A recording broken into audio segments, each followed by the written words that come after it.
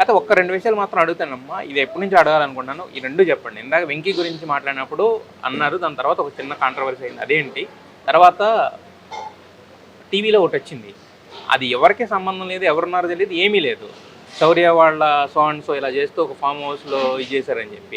ఈ 2 మీకు అంటే ఎలా అనిపిస్తుంది? ఇలాంటివి విన్నప్పుడు ఏమనిపిస్తుంది? నిజాలు ఏంటి అసలు వాటిల్లో? వెంకీ విషయం అంటేనమ్మా, ఇప్పుడు వెంకీని కూడా నేను చెప్తున్నాను కదా, ఇక్కడ నా దగ్గరికి ఎట్లా వచ్చారు అందరూ నా ఫ్యామిలీ ఎట్లా అనుకున్నాను.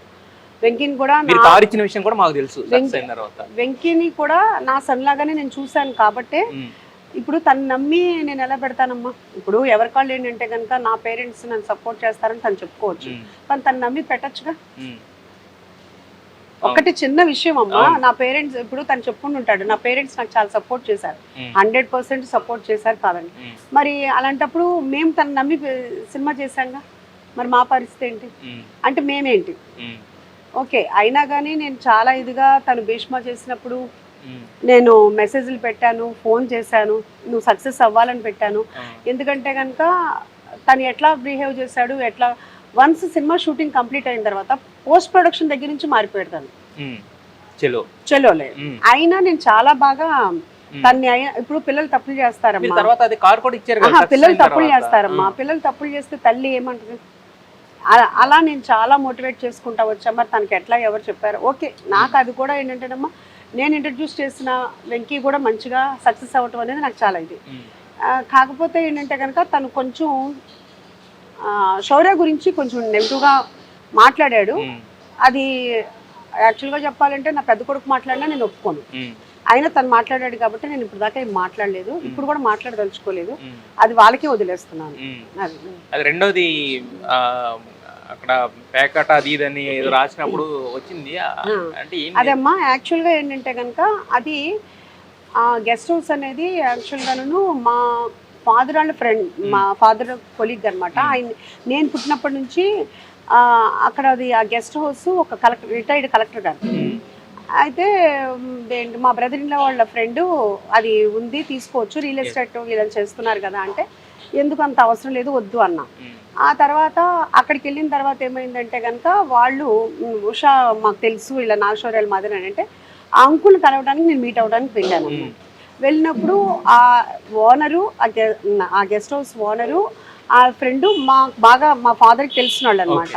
అయితే అంకుల్ ఏమన్నారంటే, ఉషా నువ్వు తీసుకుంటానంటే కనుక మేము కూడా వైజాగ్లో ఉంటాను, మేము కూడా ఇక్కడ షిఫ్ట్ అవుతాము, నాకు పిల్లలిద్దరు స్టేట్స్లో ఉన్నారు అని చెప్పేసి ఆయన అన్నారు. సరే, అప్పుడు నేను ఏమన్నానంటే, అంకుల్ మీరు అంత ఇదిగా అంటున్నారు కాబట్టి ఓకే అంకుల్ తీసుకుందాము అని అన్నా.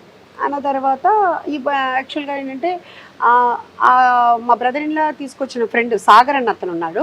ఆ సాగరును మా బ్రదర్ ఇన్లా కలిసి పెట్టుకుందాం అంటే నేను ఒకటే చెప్పాను, దీంట్లో ఎవరిని ఇన్వాల్వ్ అయితే చేయొద్దు, తీసుకుంటే మొత్తం మనమే తీసుకుందాం, లేదంటే అతను తీసుకోమని, మనకి ఇది అవసరం లేదు, కాకపోతే అంకుల్ అడుగుతున్నారు కాబట్టి మనం తీసుకుందాం, లేదు నేను తీసుకోను మీరే తీసుకోండి అన్నాడు. అయిపోయింది. ఆ తర్వాత దాన్ని అంతా చేయించుకున్నాము. అంటే ఓన్లీ రియల్ ఎస్టేట్, వీళ్ళు అంటే సినిమా ఆఫీస్ వేరు, రియల్ ఎస్టేట్ ఆఫీస్ వేరు కదా, ఒకదానికి ఒకటి అంటే రియల్ ఎస్టేట్లో అందరూ ఎవరు పడితే వాళ్ళు వస్తారు కదా అన్న ఉద్దేశంతో అనుకున్నాం.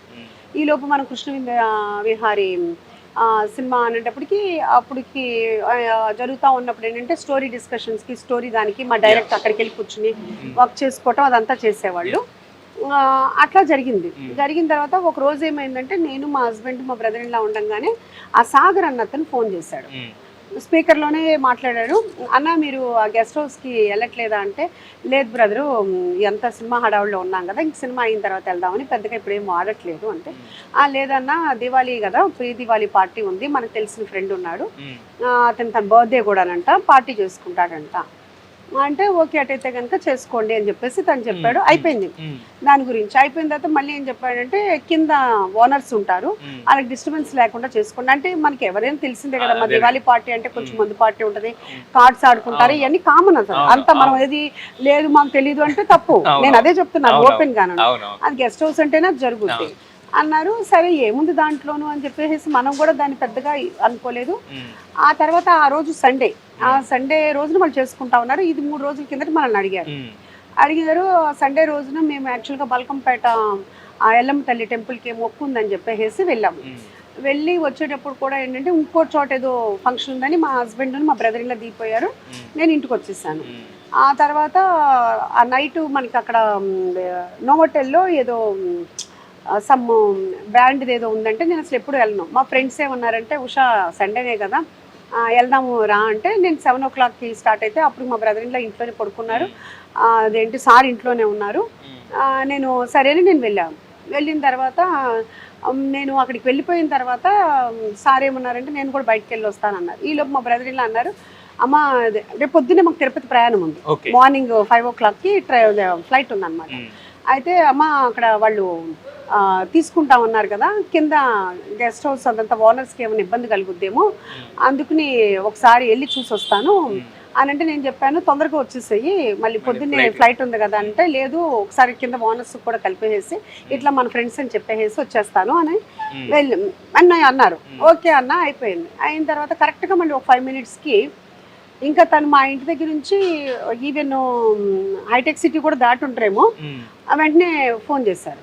ఫోన్ చేసి అమ్మ పోలీసులు పట్టుకున్నారంట, పోలీసులు వచ్చారంట, అందుకు నేను వెనక్కి వచ్చేస్తున్నాను అన్న. అదేంటి పోలీసులు అంటే కనుక సాగర్ చూసుకుంటాడు, ఎందుకంటే వాళ్ళు పెట్టుకున్నారు కదా మనకేం సంబంధం ఉంది అని చెప్పేసి నేను వెనక్కి వచ్చేస్తున్నానంటే నేనేం చెప్పానంటే మీ అన్నయ్యకి ఒకసారి చెప్పమాట ఏంటి అన్నాను. అని అంటే సరే అని చెప్పేటప్పటికి మా హస్బెండ్ ఫోన్ చేశారు, ఉషా టీవీలో అంతా వస్తుంది ఫోన్లు చేస్తున్నారు నాకు అని.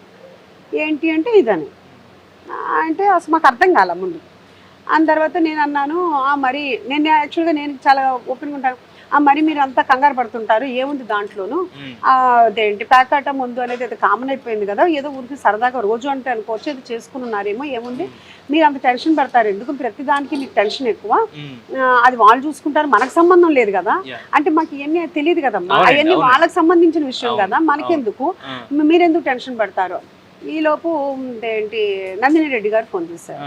ఫోన్ చేసి ఉష్ గారు అసలు చాలా దద్దరిల్లిపోతుంది, మీరు అర్జెంట్ ఏదో ఒక టీవీ దగ్గరికి వెళ్ళి మీకు చెప్పండి మీకు సంబంధం లేదని అంటే ఆవిడ ఎందుకు ఏంటి అని కూడా నన్ను అడగలేదమ్మా, అది మాది కాదు అని ఆవిడకి తెలిసిపోయింది, తెలిసిపోయి ఇది వస్తుంది అందుకు మీ దాని మీద వస్తుంది ముందు వెళ్ళి అర్జెంటుగా అది కాదు అని చెప్పండి అన్న. అని అంటే సరే అని చెప్పేసి నేను మా హస్బెండ్ మా బ్రదర్ ఇన్లా మా బ్రదర్ వెళ్తున్నాం. శేఖర్ వంశీ శేఖర్ వాళ్ళు అన్నారు అమ్మ మీరు వెళ్ళి మాట్లాడండి, ఆ రోజు వరుడు కావాలి సక్సెస్ మీట్ ఉంది ఏది ప్రిజం క్లబ్ లో, అయితే కనుక మేము అక్కడికి వెళ్ళి ఇక్కడికి వస్తాము మీరు వెళ్ళి మాట్లాడండి అన్నారు. కరెక్ట్ గా టీడీపీ ఆఫీస్ దగ్గరికి వెళ్ళేటప్పటికి మళ్ళీ శేఖరే ఫోన్ చేసి అమ్మ ఏంటమ్మా మీరు వెళ్ళేది, అక్కడ ఎంత బీభత్సంగా ఉందో తెలుసా, మీరు ఏం మాట్లాడతారు వెళ్ళి వెనక్కి వచ్చేయండి అన్న. ఏమైంది మాకు అసలు ఏమీ తెలియదు, ఏంటంటే ఒకసారి మీరు టీవీ చూడండి అన్నారు. మేము టీవీ చూడమంటే అప్పుడు ఫోన్లో అప్పుడు దాకా కూడా మేము అంత సీరియస్ కూడా అనుకోలేదు పెట్టించుకోవాలా, అప్పుడు చూస్తే అసలు అది అసలు మేమున్న గెస్ట్ హౌసా లేదా నాకైతే ఒకసారి దడొచ్చేసిందమ్మా, మాకు ఇంకా వెనక్కి వచ్చేసాము. అసలు అంటే ఆ సిచ్యువేషన్ కూడా మాకు కొత్త కదా, వచ్చేసాము. మేము వస్తామని టీవీ 9 వాళ్ళు చూసారంటే మాకు తెలియదు. వచ్చిన తర్వాత ఇంకా తలా ఒక్కొక్కళ్ళు ఒక్కొక్కటి అదేంటి మీరు చెప్పొద్దని కొంతమంది, చెప్పమని కొంతమంది, టీవీ వాళ్ళ మళ్ళీ ఒక టీవీ దగ్గరికి వెళ్తే అన్ని టీవీ వాళ్ళు కూర్చోబెట్టేస్తారని. శౌర్య ఏమన్నాడంటే నా పేరెంట్స్ అలా టీవీల దగ్గరికి వెళ్ళి మాట్లాడటం నాకు ఇష్టం లేదు వద్దు అన్నాడు. ఇంక మేము శౌర్య మాటకే గౌరవించి మేమేమి ఆ తర్వాత టీవీలో కంటిన్యూగా 3 days కంటిన్యూ అమ్మ. అయితే అది మాది కాదు అని తెలుసు, కింద ఓనర్స్ని అడిగారు. గమ్మత్ ఏంటంటేనమ్మా మా కీ మేము ఇవ్వలేదు, కీ కూడా మేము ఇవ్వలేదు అసలు. ఆ రోజు మర్చిపోయాం మేము అది ఉందన్న విషయం కూడా. అతను ఏం చేశాడంటే మేము రావట్లేదని తెలిసి అక్కడ కింద వాచ్మెన్ ని ఆ సాగర్ అన్న అతను తీసుకుని అదేంటి ఇమ్మన్నారని అంటే ఓనర్ దగ్గర ఒక కీ ఉంటుంది మా దగ్గర ఒక కీ ఉంటుంది, ఆ ఓనరే ఇచ్చారు కీ. ఇచ్చిన తర్వాత వాళ్ళు కూడా ఏం చెప్పారు, అక్కడ వచ్చిన ప్రాబ్లం ఏంటంటే మా అంకుల్ వాళ్ళకి కూడా తెలియదు ఏంటంటే ఇది నాగశౌర్య వాళ్ళ ఫాదర్ గెస్ట్ హౌస్ అని చెప్పారు. దానికి టీవీ వాళ్ళకి ఒక దొరికింది. యాక్చువల్ వీళ్ళకి పాపం తెలియదు, మామూలుగా ఇన్నోసెంట్ పీపుల్ నార్మల్ గా చెప్పారు. ఆ తర్వాత అసలు ఎట్లా అంటే నాగశౌర్య ఇక్కడికి వస్తాడు, అసలు ఒకే ఒక్కసారి తీసుకున్న తర్వాత నాన్న ఇది తీసుకుంటున్నావు అని చెప్పావు అంతే, ఇంక మళ్ళీ రాలేదు తను. నాగశౌర్య ఎక్కడికే వస్తాడు, నాగశౌర్య ఇక్కడే ఆడతాడు. నిజంగా మేమెవరమో నమ్మట్లేదు, అసలు నువ్వు అది కాదు శౌర్య ఏంటో తెలీదా నువ్వేంటో తెలీదా అని అందరూ అన్నారు. మేమైతే దాన్ని తట్టుకుని లేవటానికి మాకు ఒక 4 to 5 months నేను పట్టిందమ్మా. అనేది అదే, ఇప్పుడు మీకు సంబంధం లేని ఒక విషయంలో అంత మీకు ప్రాపగండా జరిగిపోతే మరి దాన్ని ఎలా?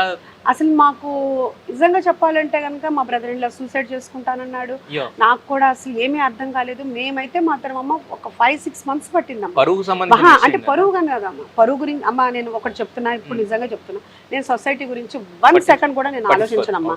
ఎందుకంటే మనకు కష్టం ఉందనుకుంటే ఎవడు రాడు. మనకి ఏదైనా అంటానికి వస్తారు, మనకి హ్యాపీగా ఉంటే అందరూ బాధపడతారు. ఇది అందరికీ తెలిసిన నిజాలు. ఎందుకంటే ఆ సంఘటన జరిగిన తర్వాత నేను చాలా గట్టిగా మారిపోయాను.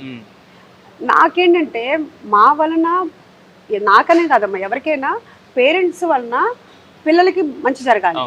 కానీ పేరెంట్స్ వల్లనే పిల్లలకి చెడు జరగటం అనేది అది ఏ తల్లి ఏ తండ్రి యాక్సెప్ట్ చేయలేరు, జీర్ణించుకోలేరు. ఈ రోజు కూడా స్టిల్ నేను చాలా ఆ విషయంలో మాత్రం చాలా పెయిన్ఫుల్ ఉంటుందమ్మా. ఎందుకంటే నా కొడుకుని నేను ఎంతో ఎత్తులో చూడాలనుకున్న దాన్ని, మా వలన వాడు టీవీలోకి వచ్చాడు అంటే అసలు వాడికి ఒక నెగిటివ్ లేదు, చాలా క్లీన్ సైడ్. ఏంటంటే ఒక పబ్కి వెళ్ళడు, ఒక పార్టీలకి వెళ్ళడు, ఎక్కడికి వెళ్ళడు, ఒక హీరోయిన్తో అసలు ఏమీ లేని పిల్లాడిని మా వలన, మా మంచితనం వలన మేము వాడిని ఇబ్బంది పెట్టాము అనేది వాడు అనకపోయినా కానీ ఈ రోజు కూడా నాకు గిల్టీగానే ఉంటుందమ్మా. దానివల్ల నేను ఆ రోజుతోటి సొసైటీకి నాకు లింక్ వదిలేసుకున్నాను. నాకు సంబంధం లేదు. నాకు అనుకున్నా నాకు 100 మంది ఉండని, 1000 మంది ఉండని, ఎవరన్నా ఉండని, వాళ్ళు చాలు. నా వాళ్ళనే వాళ్ళు, నేను కింద పడినా నాకు సపోర్ట్ చేసేవాళ్ళే ఉన్నారు. వాళ్ళు నాకు కావాలి, వాళ్ళ కోసం నేను ఉండాలి. నేను సొసైటీ కోసం నాకు అవసరం లేదు అనుకున్నాను. ఆ తర్వాత నేను ఇది స్టార్ట్ చేసుకున్నాను. ఇక్కడ కూడా ఇది నా అనుకున్న వాళ్ళే వస్తున్నారు, నాతో చాలా హ్యాపీగా, చాలా ఫ్రెండ్లీగా, నా కష్టం వాళ్ళ కష్టం అనుకుంటున్నారు. వాళ్ళు మోతుబడితోటి చాలా మంది పబ్లిసిటీ చేస్తున్నారు. మా ఫ్రెండ్స్ చెప్పారు, మా అమ్మాయి చెప్పింది, లేకపోతే ఇంకోటి చెప్పారని అలా వస్తున్నారు. మంచి చెప్పేవాళ్ళే నా దగ్గరికి వచ్చారు కానీ చెడు ఉన్న వాళ్ళు ఎవరు రాలేదు. ఓకే, ఒక చెడు ఒక మంచికే అన్నట్లుగా. నాకైతే మాత్రం మీకు తగిలిన ఆ దెబ్బ అనేది ఇప్పుడు మీకు లైఫ్ లో నెక్స్ట్ స్టెప్ ఉపయోగపడింది ఒక రకంగా. నెక్స్ట్ స్టెప్ అంటేనమ్మా, అంటే ఒకటేమో పుట్టుకతో వచ్చింది పుడకలతో కానీ పోదంటారు కదా, ఆ మంచితనము వద్దు అనుకున్నా మాత్రం అది అలాగే ఉండిపోయింది. బట్ మీ మంచితనమే ఇప్పుడు మీకు కాపాడుతుంది. ఇప్పుడు మీరు అన్నట్టు, ఇప్పుడు మీరు 10 మంది, ఇప్పుడు ఏ హోటల్కి వెళ్ళినా కూడా ఓనర్ కూడా తెలియదు, వెళ్తాము ఫుడ్ బాగుందని చెప్పండి ఇంతే. ఒక ఓనర్ వచ్చి 10 మందితో మాట్లాడి వెళ్ళడం అనేది. అంటే యాక్చువల్ గా నన్ను ఇది పెట్టినప్పుడు కూడా మా మేనేజర్ ఒక అతను ఉన్నాడు, మేడం మీరు బయటకు వచ్చి మాట్లాడకూడదు అని అంటే, నేను ఒక 1 month అయితే నేను లోపలే ఉన్నా. అంటే తెలియదు కదమ్మా ఈ ఫీల్డ్ మనకి, మళ్ళీ అక్కడ ప్రాబ్లం అయింది, మళ్ళీ ఇక్కడ ప్రాబ్లం అవుద్దేమో ఏంటి అనే ఒక ఇది ఉంటుంది కదా. ఒక 1 month అయితే, కాకపోతే నేను ఇక్కడ ఉన్నానని సంగతి తెలిసి ఇక్కడికి వచ్చిన వాళ్ళు, మేడం ఉన్నారా, మేడంతో మాట్లాడతాం, మేడంతో ఫోటో దిగుతాం అనేవాళ్ళు. వాళ్ళు అంత అభిమానంగా వచ్చినప్పుడు నేను లోపల ఉండటం ఏంటి, నేను ఎవరిని, అలాంటిది వాళ్ళ ఫ్యామిలీగా వాళ్ళు ఓన్ చేసుకుని వాళ్ళు ఇదిగా అంత ఇదిగా ఉన్నప్పుడు అని నేను బయటకు వచ్చానమ్మా. ఆ బయటకు వచ్చింది చాలా పాజిటివ్గానే తీసుకున్నారు. కానీ అందరూ చాలా నా దగ్గరికి వచ్చి, అంటే ఇక్కడ ఇది అంబియన్స్ అంత గొప్ప కాదు.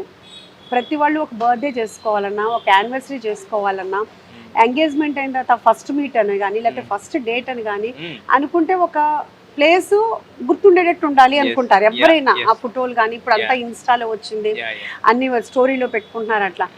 కానీ ఇక్కడ మాకు రోజు డైలీ ఒక 10 to 15 జరుగుతుంటాయి అమ్మా. బర్త్డేస్ కానీ, లేకపోతే యానివర్సరీలు కానీ, లేదంటే ఎంగేజ్మెంట్ అయింది, లేకపోతే ఫస్ట్ అని, లేదంటే ఫస్ట్ మీట్ అవుతున్నామని, లేకపోతే మ్యారేజ్ అయిన తర్వాత ఫస్ట్ డిన్నర్కి వచ్చామని, ఇట్లా చెప్పేది చాలా చాలా ఉన్నాయమ్మా.